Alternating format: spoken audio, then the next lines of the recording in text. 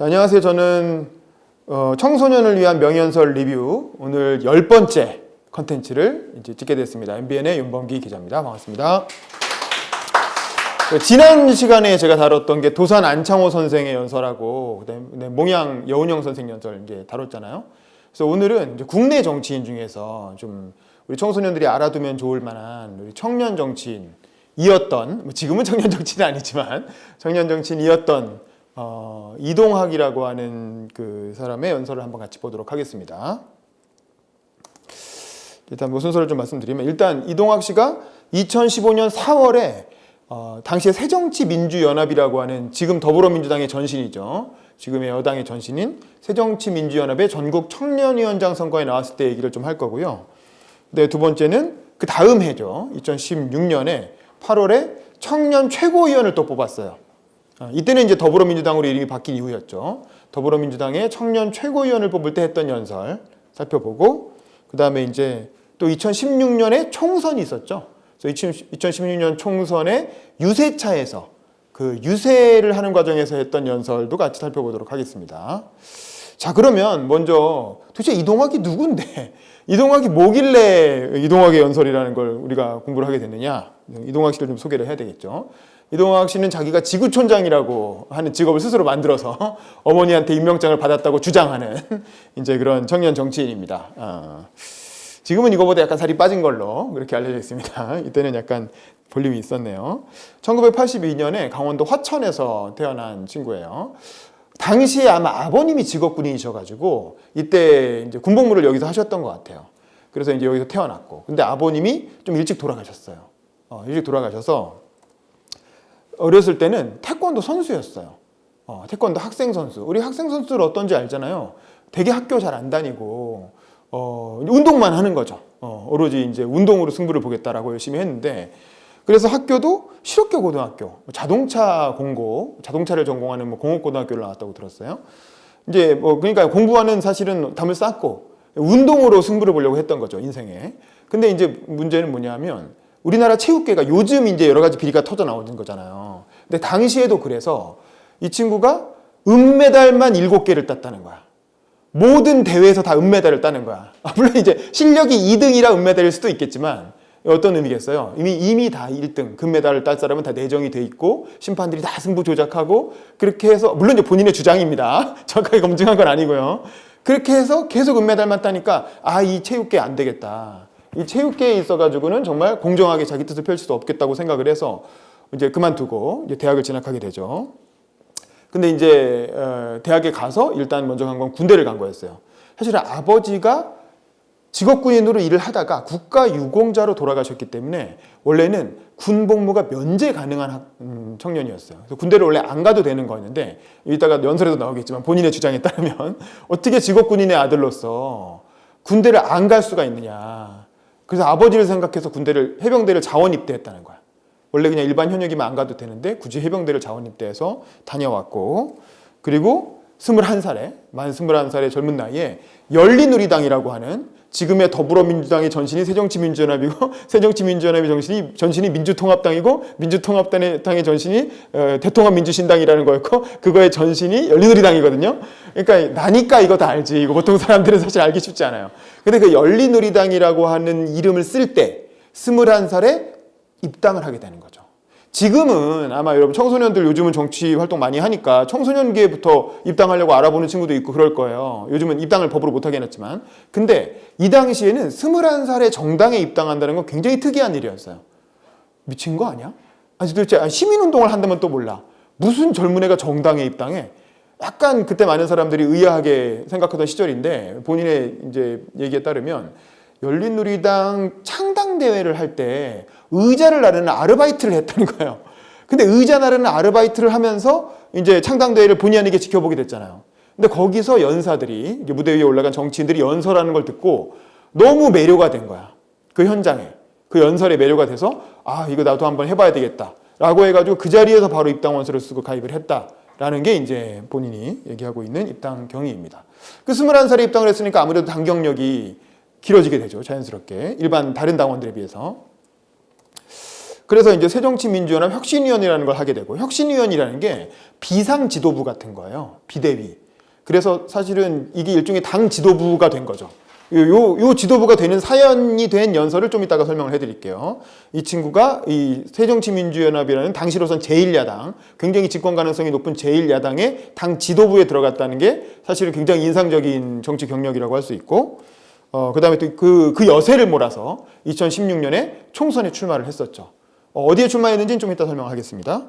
그리고 이제 2020년 최근에는 쓰레기책이라고 하는 2년간의 총선 출마하고 2017, 18, 19년에 걸쳐서 한 2년간에 걸쳐서 세계 일주를 하고 돌아오죠. 한 60개국 이상을 다녔다고 해요. 5개 대륙을 다 다니고 2년간의 세계 일주 결과 우리 사회에서 이 세계에서 가장 중요한 문제는 환경 문제다 라는 깨달음을 가지고 그 문제에 천착하는 쓰레기 문제, 쓰레기 재처리 문제에 관심을 가지고 쓰레기책이라는 책을 출간해서 요즘 이제 환경계에서 굉장히 핫한 작가로 활동을 하고 있는 친구입니다.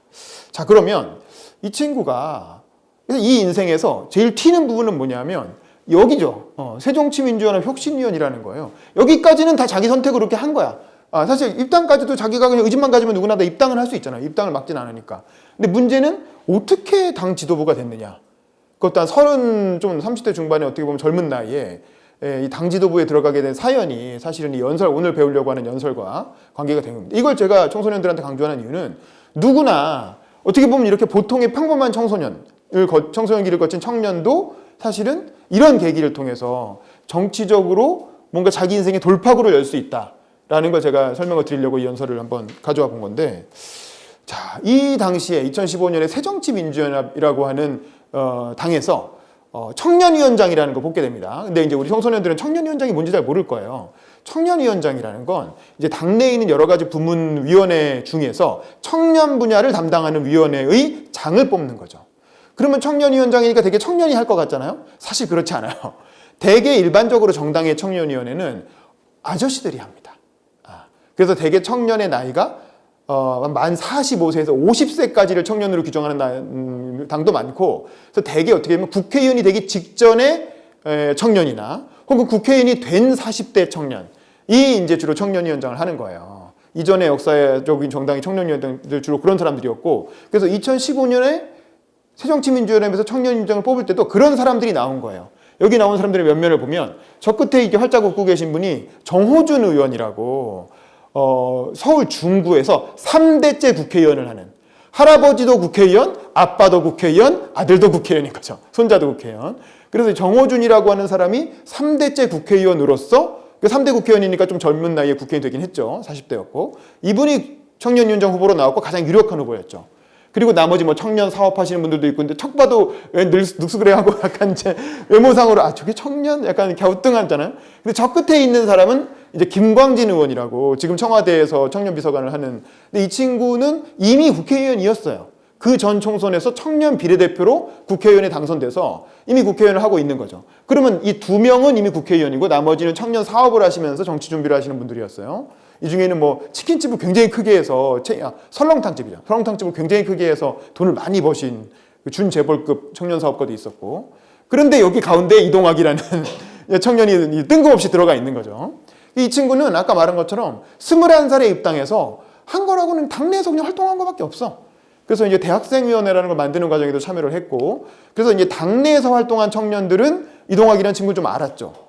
근데 사실 일반적인 국민들 혹은 일반적인 당원들은 이동학이 누구야? 쟨 뭔데 청년위원장을 하겠다고 나와? 그러니까 사실 이 출마자 중에 가장 청년의 평균적인 모습에 근접한 후보였지만 실제로는 청년위원장에 당선될 가능성은 거의 없는, 가장 가능성이 낮은 후보였다는 거죠. 왜냐하면 다 준정치인들이 하는 건데 일반 당원이 사실은 선거에 나왔으니까 얼마나 황당하다고도 생각을 했겠어요. 그런데 그래서 실제로 ARS 여론조사 같은 걸 통해서 먼저 쭉 이렇게 여론조사를 하면서 한편에서는 온라인 경선이 이루어지고 마지막에 당원과 대의원들을 모아놓고 오프라인 경선을 했어요. 오프라인으로, 그러니까 사실 이게 당의 경선이라는 게 제도가 매번 바뀌기 때문에 일정하진 않은데 이때는 마지막에 한 1000명에서 2000명 정도의 어떤 당원들을 올림픽 경기장, 이제 그런 경기장에 모아서 한꺼번에 오프라인 경선을 하는 마지막 이제 세레모니를 한 거죠. 근데 6명의 후보가 순서대로 다 나와서 한 번씩 5분씩 연설을 하는 거예요. 5분씩 연설을 다 하고 들어가고 맨 마지막에 이동학 후보의 연설 기회가 온 거죠. 사실 이때의 상황은 뭐냐면 연설 대회 다 끝나고 행사 맨 마지막인 거야. 그러니까 다들 이제 끝났어. 뭐 누가 될지도 대충 알아. 뭐 사실 이동학 누군지도 모르는 청년 후보가 마지막에 올라오니까 그래 뭐 드러나 보자.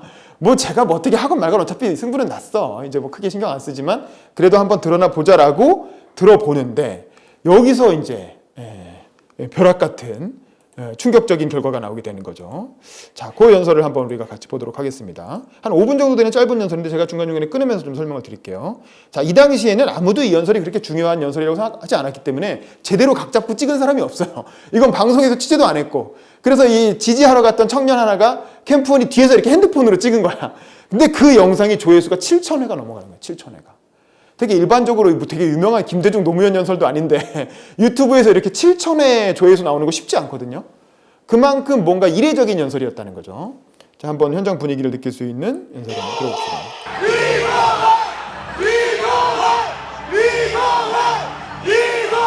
이렇게 걸어 나오죠.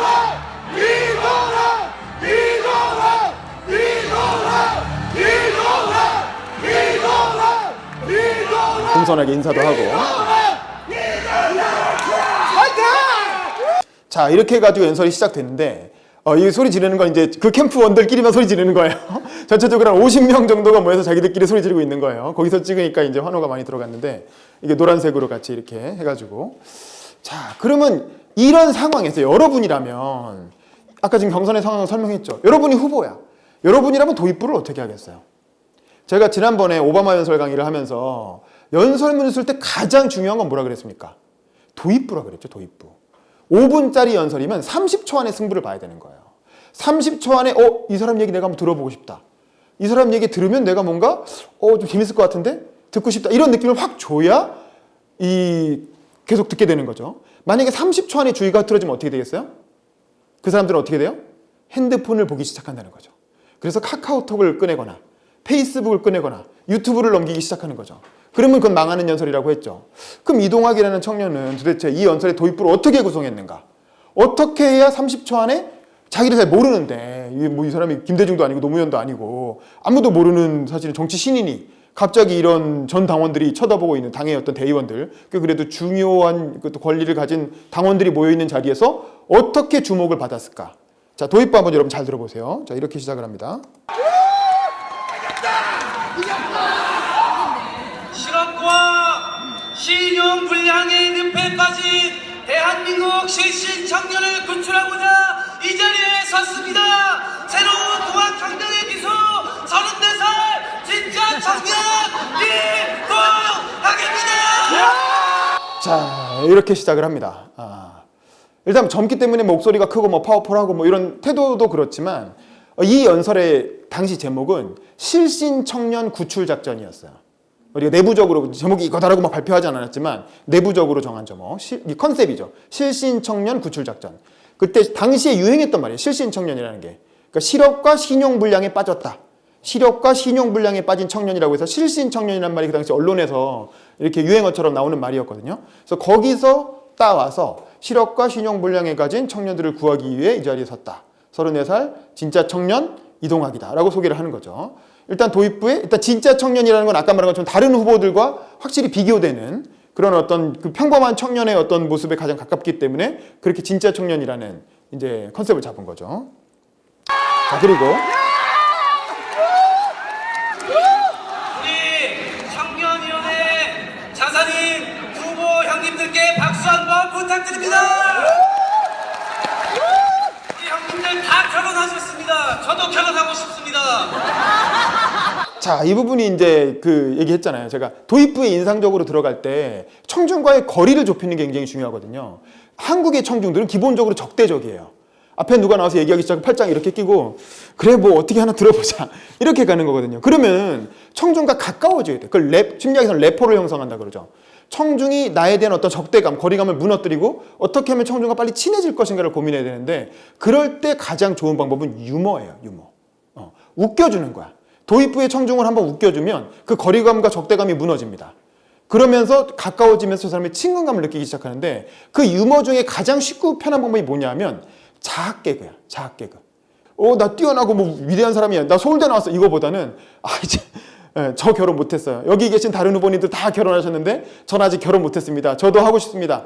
이렇게 간단하게 자기를 낮추면서 사실은 이제 그 웃음을 유발하는 거죠. 그럼으로써 한번 이렇게 웃고 쟤 무슨 얘기 하려는 거지? 라고 한번 들어보게 만드는. 다른 정치인들이 내가 이렇게 훌륭하니까 나를 뽑아주세요라고 어떤 자기의 어떤 장점을 강조하는 방식으로 갔다면 처음부터 자기를 낮추면서 청중과의 어떤 거리감을 무너뜨리는 이제 그런 전략을 취한 거죠. 우리 누님들께도 큰 박수 부탁드립니다. 참고로 여성위원장을 같이 뽑았기 때문에 당시에 누님들도 같이 있었던 거예요. 여성 후보들도. 그래서 같이 박수를 유도하는 거죠. 이게 마지막 순서이기 때문에 이게 가능한, 이런 세레모니가 가능한 거죠. 정말로 고생 많으셨습니다. 저는 여기 계신 분들보다 오래 살 것 같습니다. 왜냐면 10만 명에 달하는 청년 권리당원에게 문자를 보냈는데 저에게 욕다발을 선사해 주셨습니다. 제가 34년간 들어본 적 없었습니다. 자, 이건 무슨 얘기냐면 이제 이 당시엔 선거운동 방법이 일반 당원들이 여기 다 오진 않으니까 일반 당원들의 선거운동하는 방법은 문자를 보내는 거예요. 근데 문자 명부는 당이 갖고 있고 이런 문자를 보내주세요라고 요청하면 당이 일괄적으로 문자를 쏴주는 거예요. 근데 그 번호에는 후보 번호가 담겨 있는 거지. 후보 번호로 당원들한테 쫙 이 단체 문자를 뿌리는 게 선거운동 방법인 거야. 근데 이제 나이도 마마 기호도 뒷번호고 막내고 하니까 맨 마지막 순서가 왔던 거죠. 맨 마지막에 문자를 보냈는데 이 당시에 당원 명부가 지금은 진성당원 진짜 권리당원들이 많지만 당시만 해도 각 당이 다 가라로 종이당원 허위 명부가 엄청나게 많았어요. 당원 명부 부풀리려고 실제로 당원도 아닌 사람들을 막 명단에 적어갖고 당원 명부에 내놓은 거야. 그런 허위 당원 문제가 사실 굉장히 심각한 한국 정당의 고질적인 문제였거든요. 지금은 많이 개선됐어요. 근데 이때만 해도 그랬어요. 그러니까 이 10만 명한테 문자를 보냈더니 이 허위 당원들이 짜증이 나는 거야. 나는 옛날에 그냥 한번 누가 이름 대달고 잠깐 빌려준 건 아니면 나는 빌려준 적도 없는데 내가 당원이라고 등록이 돼 있고 나한테 자꾸 문자가 오니까 야, 이 XX야. 나한테 문자 보내지 마. 라고 막 이렇게 그 욕하는 문자를 거기 있는 번호로 보냈겠죠. 그 번호가 후보 번호다 보니까 이동학 후보한테 그 욕이 다 온 거예요, 마지막에. 그러니까 이제 그 얘기로 도입부에 또 한 번 웃겨주는 거죠. 근데 이거는 이 당원들은 다 아는 거야. 이 당에 있는 대의원이나 이런 당의 선수들은 다 어떤 맥락인지 다 알아. 그래서 제가 저랬겠구나라고 같이 공감하면서 빵 터지게 되는 거죠.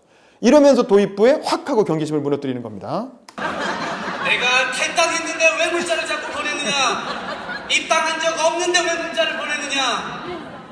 제가 하필 문자를 마지막에 보내서 권태기를 다 썼습니다. 자, 이런 식으로 가볍게 풀어주면서 들어가는 거죠. 미안했습니다. 그리고 화가 났습니다. 종이당원이 대체 왜 필요한지 저는 모르겠습니다.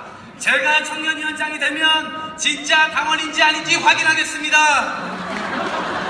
새정치민주연합 청년당원 맞느냐? 돈 내는 당원 맞느냐? 청년위원회와 함께 하겠느냐 묻겠습니다. 자, 이 부분은 사실은 이제 민주당의 어떤 현실을 비판하면서 이게 처음엔 유머로 시작했지만 단순히 유머가 아니에요. 당을 이렇게 개혁해야 된다는 얘기를 하고 있는 거예요. 이렇게 종이당원, 허위당원을 왜 이렇게 많이 갖고 있느냐.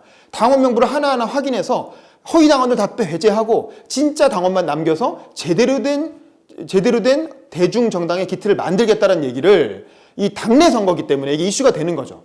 당내 선거기 때문에 이런 당을 만들겠다는 비전이 되는 거죠. 처음에 유머로 시작했지만 자연스럽게 당 개혁이 된 비전으로 연결시킨 거예요. 본인의 어떤 활동 공약으로. 이거는 당을 아주 깊이 연구하지 않으면 사실 알 수 없는 부분이에요.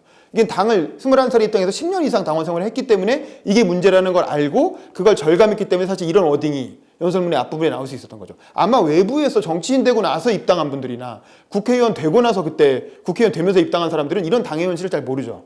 그냥 명망가로 당에 들어왔기 때문에 일반 당원들이 종이당원인지 뭔지 무슨 상관이겠어요. 나는 그 국회의원으로서 영입됐는데.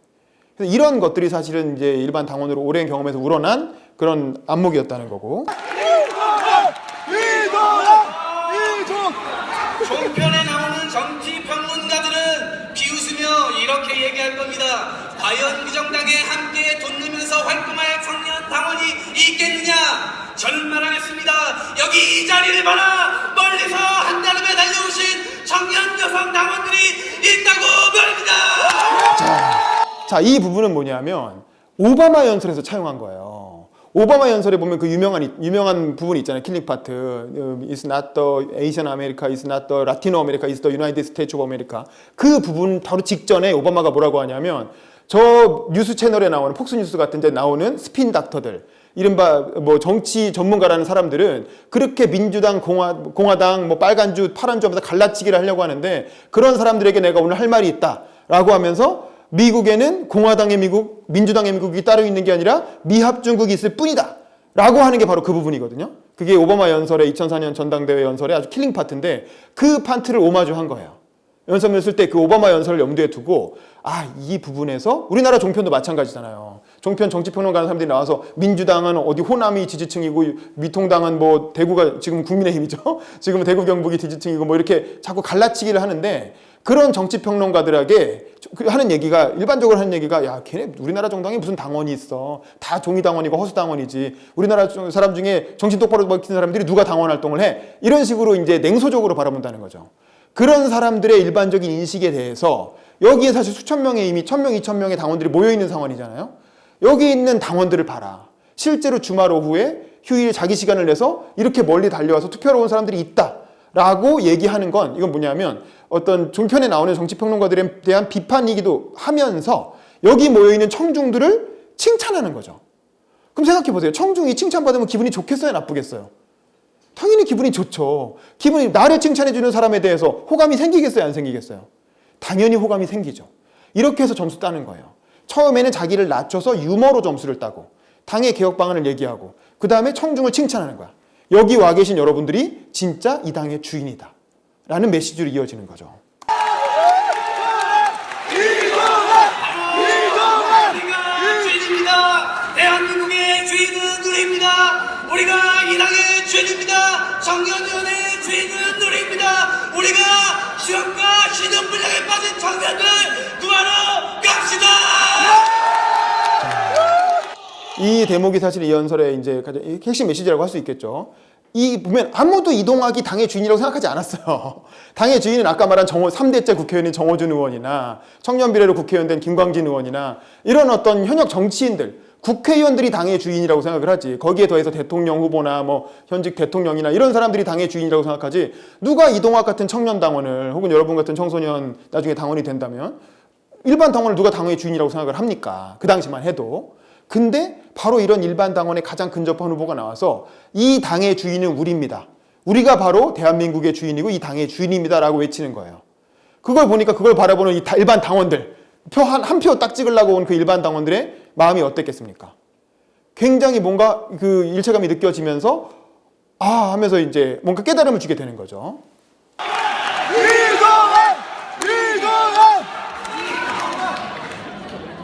당내외에서 486 선배들을 향해 무능하다, 그동안 무엇을 했냐 하는 날선 비판이 많았습니다. 자, 이 부분부터 뭐냐면 민주당의 주류를 형성하고 있는 486, 이 당시는 486이고 지금 586이라고 하죠. 586 민주화 세대에 대한 비판이에요.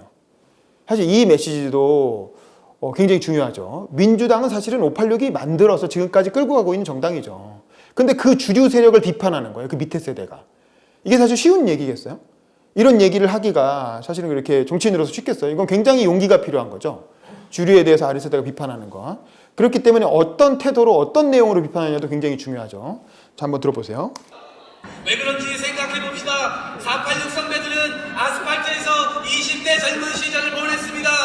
그 누구도 업적을 부인할 수 없습니다. 그러나 이들은 40, 50대가 되는 과정에서 경쟁 상대가 없었습니다. 뭔가 후배들이 치고 올라온 느낌이라도 있어야 긴장할 것 아닙니까? 선배들이 긴장하지 않았다는 이유는 우리 세대 역시 아무것도 하지 않았다는 것을 의미합니다. 자, 586에 대한 비판을 어떻게 하냐면 586이 공부를 일단 인정을 하는 거야. 아스팔트 위에서 민주화를 이끌었고 대한민국을 지금까지 발전시켜 왔는데 근데 지금 많은 비판을 받고 있잖아요. 언론에서 586이라는 게 굉장히 무능하고 독선적이고 자기들만의 이념에 갇혀있고 막 비판을 한단 말이야. 그럼 일반적으로 언론이 하는 그런 비판을 똑같이 했으면 어떻게 됐겠어요? 586 당원들이 보기에 저 새끼 참 싸가지 없네. 어린 놈이 뭘 한다고 말이야. 우리가 얼마나 고생했는데 뭐 이렇게 반감이 생길 수 있잖아요. 근데 그렇게 비판하지 않고 뭐라고 얘기합니까? 586의 공을 인정한다 이거야. 그런데 그들이 왜 이런 상황이 됐느냐? 그들이 성장하는 과정에서 이렇다 할 경쟁 상대가 없었다는 거지. 이렇다 할 경쟁 상대가 없어서 자기들이 하던 대로만 해도 쭉쭉 잘 나갔으니까 그대로 했던 거라는 거죠. 그러면 결국 저분들이 저렇게 된 이유는 저분들이 저렇게 되도록 아무 말도 하지 않았던 우리 세대, 즉 486의 밑에 세대죠. 30대 청년, 당원들, 그러니까 그 밑에 세대의 책임도 있다는 거죠. 오히려 586을 비판하되, 586의 무능을 비판하되 그 책임을 남에게 돌리지 않고 자기 스스로 우리도 아무것도 하지 않았다. 우리에게도 책임이 있다. 라고 하면서 그 책임을 나눠주는 586의 무능에 대한 책임을 아래 세대가 나눠지겠다는 거야. 일단 이런 태도 자체가 586이 보기에 어때요?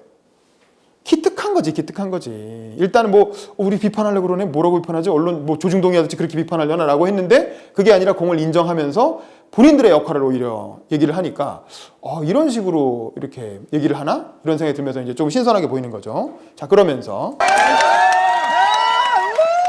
이렇게 될 때, 청년들의 삶이 나락으로 떨어질 때, 우리는 당의 청년위원회라는 이름으로 대체 무엇을 했습니까? 한간에 이동학이 청년위원장 선거에 나오면서 무슨 말도 안 되는 신모작 인생법이나 무존법, 아빠 육아법을 내걸었다며 선거는 동 떨어졌다는 이야기를 들었습니다. 자, 그 당시에 이제 이동학 후보가 얘기했던 거예요. 신모작 인생법. 앞으로 이제 우리가 살아야 될 시대는 인생 신모작 시대라는 거죠. 10년 단위로 직업과 직장을 바꾸는 시대라는 거고. 그렇죠? 그다음에 아빠 육아. 요즘 나오는 라떼 파파. 그러니까 아빠한테도 육아휴직을 줘야 된다. 뭐 이런 얘기죠. 그런 얘기를 이미 2015년에 한 거예요. 5년 전에 이미 그걸 당의 청년위원장 후보의 공약으로 제시했다는 거예요. 요즘은 정치권에서 흔한 얘기가 됐지만 당시만 해도 굉장히 뜬금없는 거야. 야, 이런 얘기도 왜 하는 거야? 뭐 검찰개혁이나 언론개혁도 아니고 무슨 대북정책도 아니고 이런 얘기를 왜 해? 정치권에서 이런 얘기를 왜 해? 라고 의아하게 생각할 때 사실은 시대를 앞서간 비전을 얘기한 거죠. 당시에 이미 공약으로. 그러니까 저놈 봐라 뭔가 있네 이런 생각을 들게 하는 거죠. 물론 그 당시엔 비판을 많이 받았어요. 뭐 쓸데없는 소리 한다. 이슈도 아닌 걸 왜 쥐가 뭐라고 끄집어내냐. 자, 그런 거에 대해서 전우리당 모든 구성원에게 말하겠습니다. 우리를 둘러싼 개파 갈등 끝내고 정책 갈등을 일으키겠습니다. 우리 당에서 최고의 정책 플레이는 청년위원회가 될 것입니다. 나라의 신사람을 자극할 수 있도록 끊임없이 상상력을 동원해 대책을 내놓겠습니다. 그래서 우리가 실신 청년 교출 작전의 선봉 무대가 되겠습니다. 이제 경쟁합시다. 486 산들인들 자신 없으면 후배들에게 길을 비켜주시고 이번 길에서 빠져주십시오. 그러면서 우리 세대가 청년 세대가 민주당의 어떤 새로운 정책 싱크탱크가 될 테니까 486 선배들은 자신 없으면 이 자리에서 빠져달라. 그러니까 자기들이 대안이 되겠다. 근데 뭐냐면 정책을 가지고 대안이 되겠다라는 거죠. 그러니까 정책적인 자신이 없으면 뒤로 빠져라. 라면서 당당하게 세대 교체를 요구하는 거예요. 이 연설을 통해서. 그러니까 이제 이 청중들의 반응이 이제 뜨거워지는 거죠. 당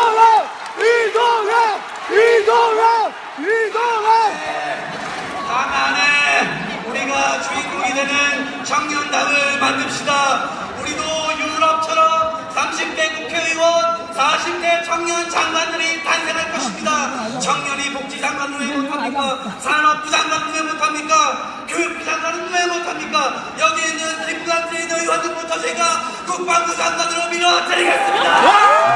그러니까 이게 뭐냐면 당시에 김광진 의원이 청년비례 국회의원이 되고 나서 가장 뜬 게 국방위원회에서 수통 교체를 추진한 거예요. 그 당시 우리나라 군인들이 쓰던 수통이 6.25 때 쓰던 수통을 지금까지 쓰고 있는 거야.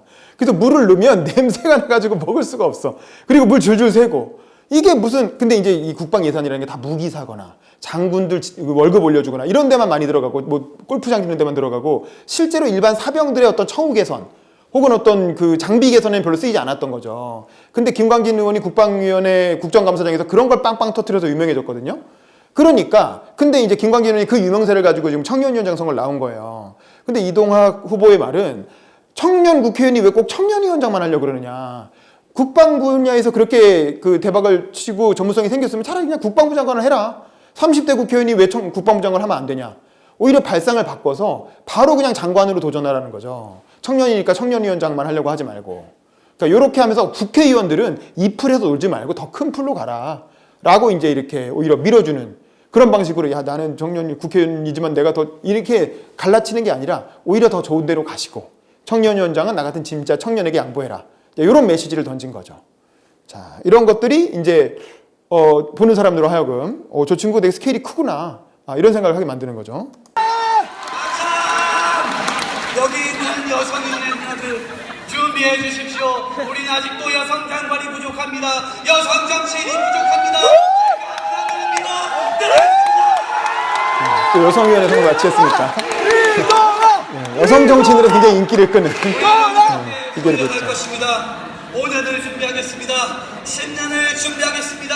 100년 정당의 깃들을 놔주겠습니다. 13살 때 경상에 계셨던 제 아버지가 마지막으로 남겨주셨던 말씀. 자, 여기서부터 본인 얘기가 나오는 겁니다. 자기 얘기를 이제 설명하는 거죠. 그러니까 아버님이 직업군인으로 사시다가 돌아가셨는데, 돌아가시면서 남긴 유언이 뭐냐면, 두 여자를 잘 지켜달라, 동아가. 이렇게 얘기한 거예요. 그 두 여자라는 건 어머니하고 누나였던 거죠. 이제 그 얘기를 뒷부분에, 그러니까 감동 포인트를 뒷부분에 배치한 거예요. 본인 얘기를. 한 여자는 저희 어머니고, 한 여자는 제 누나입니다. 아버지가 떠나셨던 6학년 때부터 신문 배달을 돌리기 시작했습니다. 20살 때 국가유공자 자녀였기 때문에 군대를 가도 안 가도 되었지만 해병대 자원입대에 갔다 왔습니다. 이때만 해도 군대 안 가는 게 워낙 문제가 됐던 시대라 군대 안 간 정치인들도 워낙 많았고, 그래서 군대를 안 가도 되는데 자원 입대했다라는 게 굉장히 또 청중들에게 어필하는 포인트였던 거죠. 기울어진 가세를 다시 세우기 위해 트럭을 몰고 길거리로 나갔습니다. 전 여전히 두 여자를 잘 지키고 있습니다. 요즘 같으면 사실은 이제 두 여자를 잘 지키고 있다라는 게 약간 반감이 있을 수도 있어요. 페미니스트나 이런 사람들이 보기에 여자가 네가 지켜줄 거야? 여자는 알아서 살아. 이렇게 생각할 수도 있지만, 당시만 해도 이제 이런 포인트가 여성위원회 투표하러 오신 여성 당원들이나 이런 분들한테 굉장히 어필하는 이제 그런 포인트였다는 거죠. 요즘은 하여간 뭐든 다 조심할 필요가 있으니까.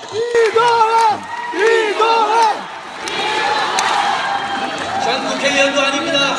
시의원도 구의원도 아닙니다. 그러나 당에 대한 사랑은 특급입니다. 전 34살이지만 당에 들어온 지 12년이 됐습니다. 대학생위원회를 만들어냈습니다. 우리 대학생 당원 소리 한번 질러 주십시오.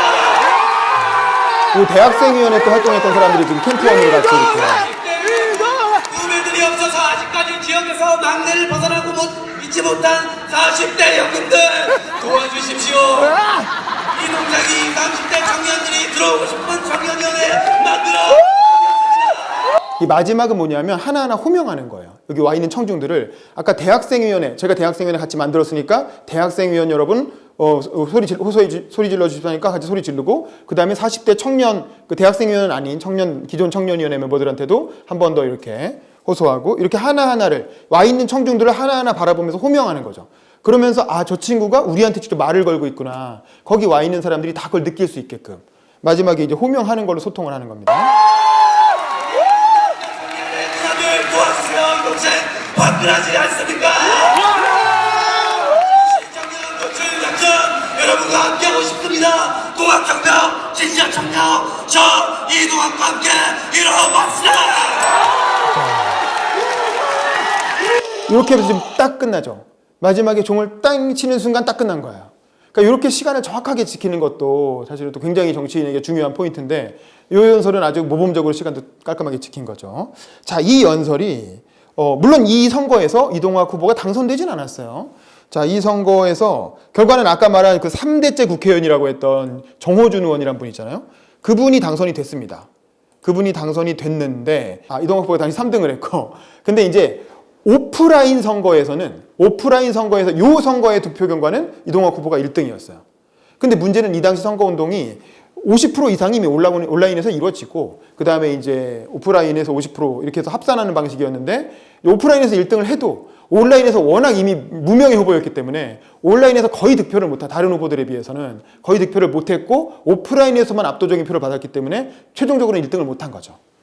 그래서 결국에는 1등은 정호준 후보가 하고, 아쉽게도 이제 당선은 되지 못했지만, 이때 여기 한 2,000명 정도에 모여있던 핵심 당원들이잖아요. 여기까지 굳이 와서 투표를 했다는 건 당에 대한 애정이 굉장히 높은 사람들이잖아요.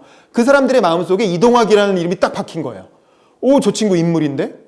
이렇게 생각을 하고, 근데 이제 그 다음에 어떤 일이 벌어지냐면 문재인 후보가 좀 당내에서 어려움을 겪어서 사퇴하는 일이 벌어져요.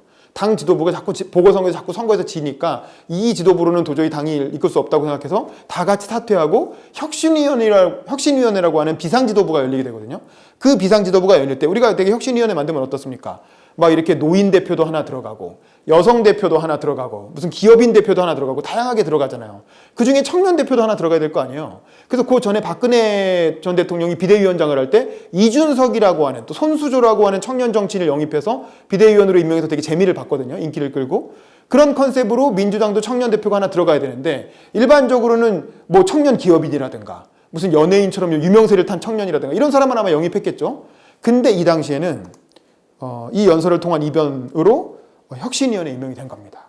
그 당시에 여기 김상곤 전 경기도교육감이 이분은 교육부 총리라신 분이죠. 이분이 혁신위원장이 되면서 혁신위원회를 구성을 하는데 이 청년 몫으로는 이동학 후보가 임명이 된 거죠. 그러니까 청년위원장 선거는 떨어졌지만 이때 많은 당원들이 이동학을 주목했고 그래서 제가 듣기로는 이동학 후보가 김상곤 위원장을 만나서 청년 몫으로 혁신위원회 한번 해보시겠습니까? 라고 제안을 하는 자리에서도 김상곤 위원장의 핸드폰으로 계속 청년위원 몫은 이동학이 해야 된다는 걸 추천하는 문자 전화가 계속 왔다는 거예요. 그래서 이제 안 그래도 이동학 만나서 상의하고 있는데 청년 몫은 이동학 시키라고 그런 추천하는 연락이 계속 온 거죠. 그만큼 많은 당원들이 저 친구 괜찮으니까 한번 기회를 줘보자 라고 해서 어떤 당을 혁신하는 혁신위원으로 당 비상지도부에 했고 그래서 이제 당의 어떤 공천 과정을 다 바꾸는 그런 개혁 작업을 혁신위원으로 주도하게 되는 거죠. 그리고 단순히 그냥 이제 당의 지도부를 실무적인 일만 한 게 아니라 정치적인 행보도 하죠. 뭡니까? 아까 586 세대, 486 세대 비판했잖아요. 그래서 뭐냐면 당시 586 의원의 가장 대표적인 국회의원이었던 이인영 의원, 지금 통일부 장관이죠. 사실은 전대협 1기 의장이었고 가장 그 정치 경력이나 이런 걸 보면 뭐 이동학 후보하고는 굉장히 차이가 많이 나는 선배인데 이동학 후보가 공개적으로 페이스북에 이인영 의원한테 편지를 쓴 거예요. 근데 당 혁신위원이 편지를 쓰니까 당연히 기사화가 되겠죠. 그걸 뭐라고 했냐면 이인영 의원한테 다음 총선에서 지금 이제 구로구 지역구인데 구로구가 호남 사람들이 많이 살아서 상대적으로 좀 편한 지역이라고도 생각을 하거든요. 물론 이인영 의원은 본인 한번 떨어졌기 때문에 험지라고 주장을 했지만 근데 그 지역구 계속 거기서 삼선하시면 뭐 하느냐. 지역구 포기하시고 험지로 내려가라. 당이 힘든 물론 고향이 충북 지역이었으니까 당이 힘든 험지로 가서 거기서 출마하시고 지역구는 후배들한테 넘겨줘라 라고 공개적으로 요구하는 편지를 쓴 거예요. 그러니까 586 용태론을 꺼집어낸 거죠. 사실은 쉽지 않죠. 당연히 이제 상대방이 되게 기분 나쁘게 느낄 수도 있고 그런데 그냥 조용히 이미 당 지도부가 됐으니까 조용히 그냥 관리만 하다가 공천 쉽게 받으면 운 좋으면 국회의원 될 수 있는데 굳이 당 주류를 건드리는 주류 세력을 건드리는 어떤 그런 공개 편지를 써서 586 세대와의 어떤 논쟁을 불러일으킨 거고 사실 지금까지도 당내에서 586 세대 비판론을 공개적으로 제기한 건 이때가 전무후무해요. 지금도 더불어민주당에서 586 세대에 대한 공개적인 비판 없잖아요. 그 밑에 세대가 국회의원이 많이 됐죠. 기후에. 그럼에도 불구하고 누구도 586 세대를 그렇게 대놓고 저격하는 정치인은 없었죠. 근데 이때 당 지도부에 들어간 혁신위원이었던 이동학 후보가 그때 이제 이런 공개 편지를 썼다라는 거고. 그래서 이게 그 당시 언론에서 굉장히 화제가 됐고 이인영 의원이 뭐 나는 그렇게 생각하지 않는다라고 이제 반박하는 해명 편지도 올리고 뭐 이제 그런 일들이 있었는데 당시 언론에서 그래도 이 친구 할 말은 한다. 청년인데 지도부에 들어갔더니 그 다음에 눈치 보고 줄 서려고 하는 게 아니라 할 말은 하는구나 라는 평가를 받았고 그 평가를 바탕으로 이제 2016년 총선에 출마하게 되는 거죠. 그래서 당시에 어떤 새 정치를 내세웠던 안철수 의원이 있었던 국민의당의 대표였죠. 안철수 의원이 있었던 노원병에 출마해서 당시 다른 청년 정치인이었던 이준석 후보와 같이 3자 구도로 선거를 치를 뻔했으나 당내 경선에서 떨어져서 본선까지는 가지 못했지만 어쨌든 이렇게 언론에서 굉장히 주목하는 경선을 치렀다라는 겁니다. 자, 이렇게 해서 이제 정치인으로서 몸집을 좀 더 불렸고, 그리고 2016년 청년 최고위원 선거에 또 출마를 하게 됩니다. 이 청년 최고위원 선거는 이때는 이제 이동학도 총선도 한번 나와보고 약간 몸집이 좀 이제 커진 상황이었죠. 그때 이제 3명의 후보가 나오는데 지금 이번 총선에서 국회의원 된 장경태 씨하고 그다음에 이동학은 두 번째 어떤 청년위원장 선거인 거고 그다음에 김병관이라는 분은 그 웹젠인가요? 회사 이름이? 웹젠이라고 하는 게임 회사를 만들어서 이 재산이 물론 대부분 주식이지만 재산이 2천억대였어요. 그래서 우리가 국회의원 재산을 평균 낼 때 김병관 후보를 제외한 나머지 국회의원의 평균 이렇게 언론에서 계속 왜냐면 김병관을 넣으면 재산 차이가 확 올라가니까 그럴 정도로 엄청난 자산가로 유명한 청년 사업가로 굉장히 큰 부를 일군 분이었어요. 그래서 문재인 후보가 영입인사로 직접 영입을 해서 공천을 줘가지고 분당에서 국회의원에 당선된 분이었죠. 그러니까 여기는 국회의원, 물론 장경태 후보는 이때는 군소 후보였고, 그리고 이동학. 사실상 이 대결은 김병건 대 이동학의 양자구도였어요. 이 선거도 지난번 3대째 국회의원이었던 정호준 후보와의 대결 못지않게 굉장히 어려운 선거였죠. 왜냐하면 이 김병관 후보는 엄청난 자산가기도 하지만 무엇보다 문재인 대통령이 미는 후보였어요. 친문이 당시에 지도부를 다 장악해야 됐기 때문에 이건 당선된 무조건 최고위원 지도부로 들어가는 선거거든요. 그래서 친문에서 똘똘 뭉쳐갖고 김병관 후보를 밀고 있는 상황이었어요. 당의 어떤 주류 세력이. 여기에서 또 이동학이 어떤 비주류 후보로서 청년을 대변해서 또다시 출마를 하게 된 거죠. 그럼 이때는 어땠느냐? 자, 이때 했던 연설도 이제 본선 연설도 있고 좋은 연설이 많은데 특히 대전에서 했던 연설이 굉장히 화제가 됐던 유명한 명연설이었는데 대전에 왔습니다. 대전 탄방초등학교, 대전 삼천중학교, 대전 공업고등학교, 제가 나온 자랑스러운 학교입니다. 제가 힘들 때마다 용기를 불어넣어 주신 곳 바로 이곳 대전 이동학 다시 한번 인사드리겠습니다.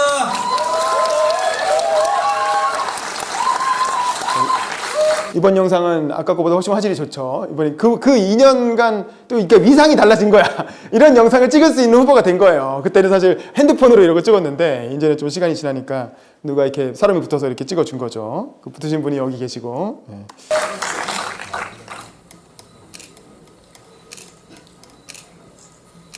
정확하게 13살 때 대전으로 전학으로 왔습니다. 그때 아버지께서는 병원에 계셨습니다. 평생 직업군인으로 살아오시다가 병원에 입원을 하셨습니다. 그리고 어머니와 저 그리고 누나는 이삿짐을 싸기 시작했습니다. 아버지께 시한부 인생이 남아있다는 사실을 알고 있었습니다. 자, 앞에 연설에서는 맨 뒤에 나왔던 자기 얘기를 맨 앞으로 끄집어낸 거죠. 그래서 도입부에 자기 얘기로 시작하는 거죠. 사실은 가장 좋은 연설의 기본적인 포맷은 자기 얘기로 시작하는 거라 그랬죠. 그런 거에 아주 잘 맞는 연설이고 특히 대전이기 때문에 이 경선은 전국을 돌면서 하잖아요. 그중에 대전에서 하는 연설이기 때문에 대전을 도입부에 집어넣은 거예요. 근데 본인 특별히 대전과의 인연이 있었던 거죠. 그리고 매번 주말마다 대전에서 서울로 누나와 손을 잡고 무궁화호를 타고 아버지 병문안을 갔습니다. 그럴 때마다 어머니께서 눈시울을 붉히면서 미안하다고 하시는 것이 기억납니다. 1994년 매우 뜨거웠던 여름 아버지를 보내고 저희 세 식구는 대전 탄방동에 와서 자리를 잡았습니다. 아버지께서 마지막 남겨주신 말씀이 두 여자를 잘 지키라는 말씀이셨습니다. 고사리 같은 손으로 신문 배달을 돌기 시작했습니다. 어머니께 용돈을 받지 않는 것이 어머니를 지키는 일이라고 생각했기 때문입니다. 그러니까 이 부분에서 이제 본인이 울컥하는 게 느껴지죠. 제가 이제 연설 강의, 청소년들한테 연설 강의할 때 이런 얘기 많이 했잖아요. 자기가 연설에 취해서 울면 안 돼. 자기가 펑펑 울어버리면 연설이 안 되잖아요. 근데 어디까진 좋냐면 눈물이 핑 돌 정도로 본인은 눈물 한 방울 또르르, 청중들은 펑펑. 이게 좋은 연설이에요. 이게 나는 한 방울만 또르르 흘리는 거야. 근데 나는 의연하게 연설을 해야 돼. 청중들은 펑펑 우는 거야. 이게 되게 좋은 연설입니다. 노무현 대통령도 그런 연설이 하나 있죠. 본 눈물 하나 흘리는 장면이 있잖아요. 그러니까 마찬가지예요. 자기 얘기이기 때문에 슬프니까 울컥하지만 그래도 연설은 이어가고 그거에 청중들은 감동을 받고 그러는 거예요. 근데 본인이 뻥뻥 울어버리면 믿을 수 없는 사람이 돼요. 무대 위에서. 그러면 청중들이 신뢰를 잃어버려요. 그러니까 너무 무너지면 안 된다는 거죠. 그렇게 해서 망가진 국회의원 정치인 몇 명 있었죠. 20살 땐 국가유공자 자녀였기 때문에 군대를 안 가도 되었지만 해병대에 자원입대에 갔다 왔습니다. 아버님께서 군인이셨는데 자녀된 도리로 어떻게 군대를 안 갈 수 있겠습니까? 그래서 갔다 왔습니다. 군 전역하고 우리 가족엔 더 큰 세파가 몰려들었습니다. 완전히 가세가 기울어져 있었습니다. 지금 로데오 타운입니다. 대전 둔산동이죠. 트럭을 몰고 거리로 나가 생과일 주스 받았습니다. 자, 뭐 로데오 타운, 대전 둔산동 이런 구체적인 지명들 그 지역에 왔기 때문에 그 지역의 대의원들이 공감할 만한 그런 구체적인 지명들을 일부러 언급을 해주는 거죠. 이거는 상당히 이렇게 래퍼를 형성할 수 있는 좋은 방법이죠. 그렇게 해서 저희 인생 좌절하지 않고 우리 세 식구 잘 지켜냈습니다. 대전에게 다시 한번 감사하다는 말씀, 저에게 용기를 불어넣어주셨던 대전, 여기에서 힘을 얻고 싶습니다. 여기에서 힘받아서 수도권 위로 올라가고 싶습니다. 이 힘으로 반드시 이기고 싶습니다. 자기 얘기로 시작해서 자연스럽게 대전으로 연결시킨 다음에 여기서 힘을 받아서 수도권으로 가겠다. 그 경선에서 승리하기 위해서 지역에서 힘을 받겠다는 얘기로 본론으로 자연스럽게 넘어간 거죠. 저는 13년 전 군 전역 후 우리 당 열린우리당 창당대회장에서 의자를 나르는 아르바이트를 시작을 했습니다. 바로 그곳에서 너무나 멋진 연설을 듣고 입당 원서를 썼습니다. 자, 아까 얘기했던 본인의 스토리가 자연스럽게 연설에 녹아나는 거죠. 그렇게 13년이 지났습니다. 저는 우리 당 청년위원회가 할 일이 많다고 생각합니다. 내년 집권, 단순히 우리가 집권에 앞장서겠다 이런 구호뿐만이 아니라 우리들이 실제 무엇을 해야 한다고 생각합니다. 바로 그것이 저의 구호입니다. 365일 청년 곁으로 가겠다. 우리 당 청년위원회는 일반 청년들의 눈에 보이지 않습니다. 만질 수 있는 곳에 있지 않습니다. 우리 당 청년위원회가 도대체 무엇 하는지 알고 계신 분 계십니까? 바로 청년들 오직 민생, 우리가 청년 민생을 구하러 나아갈 때 표의 확장이 가능하고 그것이 우리가 청년위원회를 하고 있는 당원들의 자부심을 이끌어낼 수 있을 것입니다. 바로 더불어민주당 집권에 가장 앞장설 수 있는 가장 화끈한 프로그램 청년 을지로가 되어 청년 민생을 지키겠습니다, 여러분. 자, 이 을지로위원회라는 건 더불어민주당의 어떤 민생을 챙기는 민생경제위원회죠. 그래서 을을 위한 무슨 위원회다 그래서 을지로위원회인데 거기 앞에 청년을 붙여서 청년위원회 자체가 그런 당내 을지로와 같은 청년 을지로가 되겠다. 그 청년들의 민생을 가장 챙기는 전위 조직이 되겠다. 뭐 그러면 그래야 대선에도 도움이 된다. 이렇게 어떤 당원들이 관심이 있는 대선 승리에 대해서 내가 이렇게 기여하겠다라는 비전을 제시를 한 거죠. 그리고 우리 당의 미래를 준비해야 됩니다. 청년들이 공부하지 않으면, 청년들이 학습하지 않으면 이 정당의 미래를 어떻게 담보한단 말입니까? 이 정당 단순히 한 번 집권하고 말 것 아니지 않습니까? 두 번 집권하고 세 번 집권하고 지방선거까지 이겨내려면 청년들이 계속해서 준비되어야 합니다. 준비된 청년들이 계속해서 정치인으로 성장할 수 있도록 더불어대학을 만들겠습니다. 당원 교육 시스템을 완전히 구축하겠습니다. 우리 모두 대선 집권의 전사가 됩시다, 여러분. 그래서 청년 을지로와 더불어대학 그 당내 교육 시스템 만들겠다는 거죠. 두 가지 비전을 얘기했고 여기쯤에서 이제 시간이 좀 끝나가는 게 느껴지는 거예요. 어떻게 마무리하나 잘 보세요. 이제 몇 초 안 남았어요. 이 자리에 저희 어머니께서 와 계십니다. 어머니 사랑합니다. 정만순 사랑한다. 고맙습니다. 딱 끝나요. 딱 여기까지 사랑한다까지 하는 순간 딱 종을 치죠. 이게 기가 막힌 거예요. 사실 이렇게 5분이라고 하는 정해진 시간을 100% 활용하면서 처음에 본인 얘기로 어떤 청중들의 공감대와 호응을 이끌어내고 그리고 청중들의 관심사인 대선 승리 어떻게 할 것이냐 내가 어떻게 대선 승리 기여할 수 있느냐 설명하고 그러기 위해서 또 당내 교육 시스템 만들겠다는 비전까지 자기 공약까지 다 제시하고 마지막에 다시 감동 포인트. 왜냐면 자기 얘기로 처음에 시작을 했으니까 마침 이 자리에 우리 어머니가 와 계신데 어머니 이름 부르면서 사랑합니다. 이렇게 하면서 딱 이렇게 앞뒤에 어떤 이렇게 기승전결이 딱 맞는 그리고 이제 앞과 뒤가 딱 연결되는 수미상관형의 어떤 되게 통일성 있는 연설문을 만든 거죠. 그리고 5분 안에 기가 막히게 해냈다. 이 연설은 이동학 후보가 전국을 다니면서 16개 시도에서 많은 연설을 했지만 그 중에서도 특히 사실 어떻게 보면 본선에서 한 연설보다 이때 한 연설이 굉장히 당시에 주목을 많이 받았고 이슈가 됐죠. 물론 영상 자체를 잘 찍어주신 덕분이라고 생각을 합니다만 그와 함께 이제 이 연설이 되게 완성도가 높은 연설이었고 그래서 유튜브에서도 보면 이 경선에서 본선 때 했던 연설보다 이 연설이 조회수가 더 높아요. 본선 때 했던 연설은 한 1000회 정도 조회수가 나오는데 이 연설은 1400회 정도 나와요. 물론 아까 7000회짜리 첫 번째 연설이 가장 조회수가 높긴 하지만 그만큼 이제 대중들이 더 좋은 연설로 그렇게 생각하고 많이 돌려보고 있는 연설이라고 할 수가 있겠죠. 자, 이런 식으로 이제 두 번의 전당대회 그 출마를 통해서 굉장히 큰 이슈를 만들었고, 이제 거의 끝나갑니다. 마지막으로는 뭘 짚어볼 거냐면 이거요. 유세차 연설의 귀재라는 거야. 사실 유세차 연설을 잘하기는 굉장히 어렵거든요, 일반적으로. 아시겠지만 이 앞에 했던 전당대회 경선 연설은 적어도 당원들이 듣겠다는 자세를 가지고 앉아있는 사람들이에요. 내가 한 5분은 그래도 얘 얘기 들어야지 이러고 이렇게 앉아서 듣는 사람이기 때문에 이렇게 기승전결로 전략을 짜가지고 이렇게 공감대를 끌어내고 이게 되는데, 유세차 연설이라는 건 굉장히 적대적인 청중들이에요. 그 청중이라는 건 뭐냐면 지나가는 사람들이에요. 바빠 죽겠는데 나는 지금 어디 빨리 가야 되는데 왜 자꾸 나한테 뭘 들으라고 난리야 라고 하면서 그냥 정신없이 지나가는 사람들인데, 그런 사람들을 상대로 연설을 해야 되는 거야.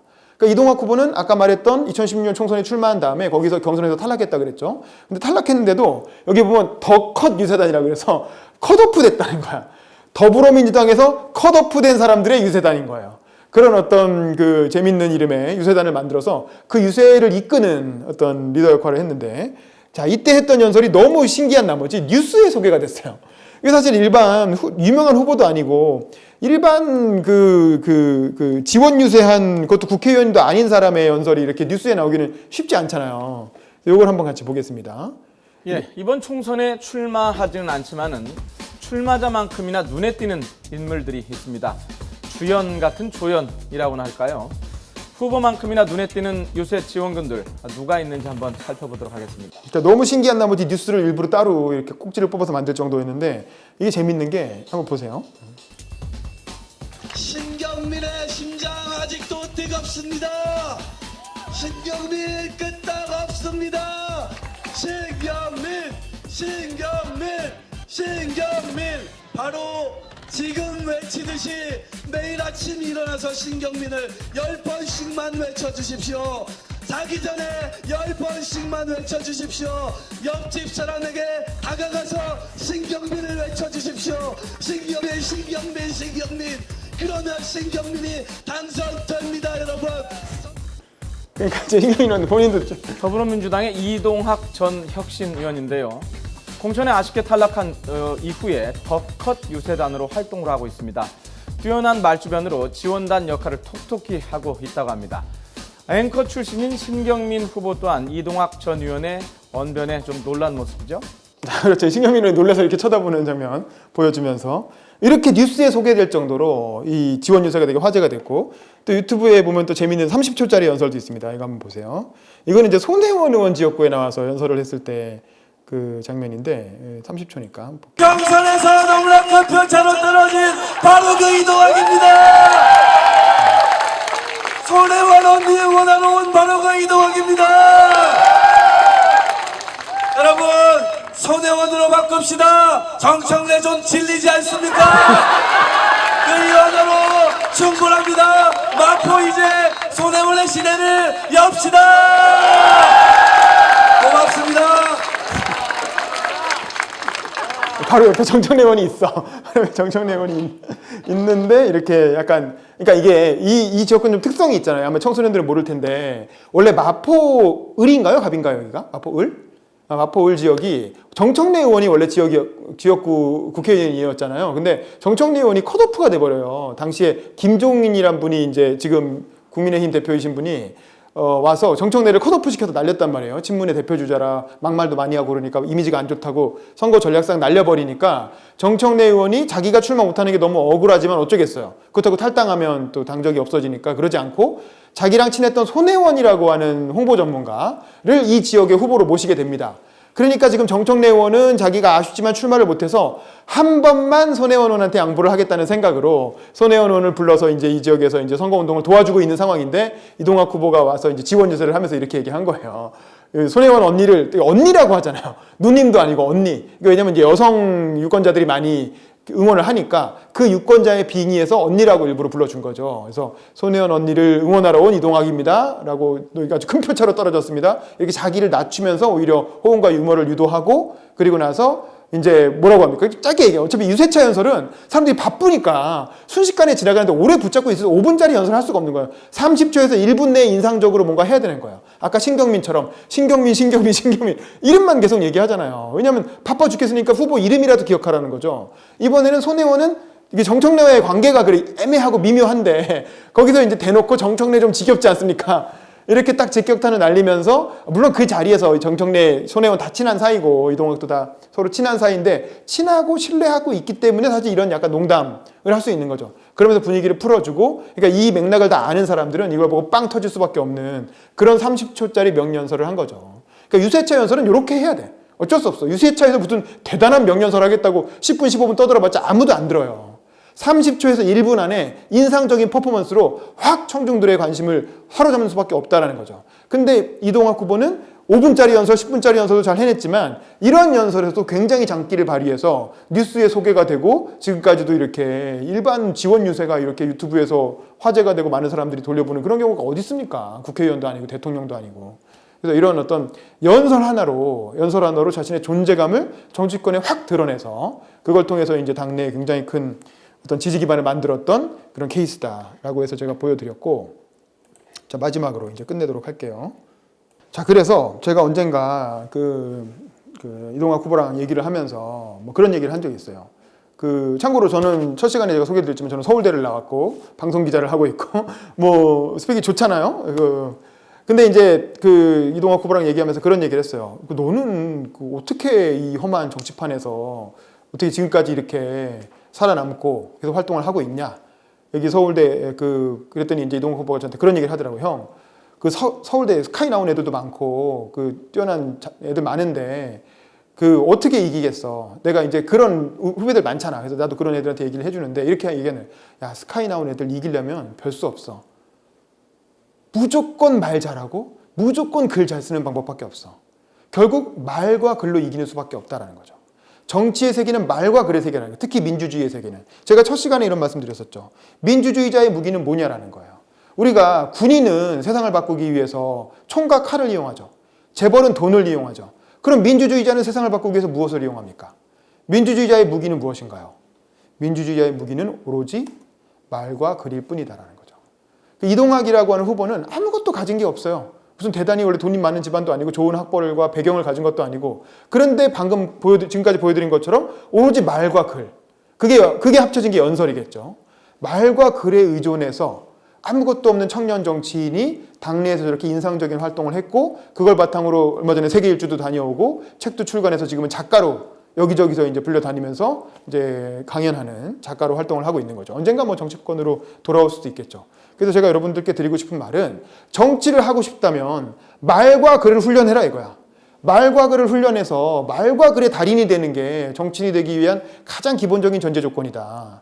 무슨 좋은 자격증을 얻고 돈을 많이 벌고 출세하고 이름이 알려지고 다 중요하지만 말과 글이 베이스가 되지 않으면 절대 좋은 정치인이 될 수 없다. 그걸 오늘 우리가 이동학 후보의 어떤 사례를 통해서 같이 공부를 해봤습니다. 자, 오늘 강의는 이것으로 마치도록 하겠습니다. 감사합니다.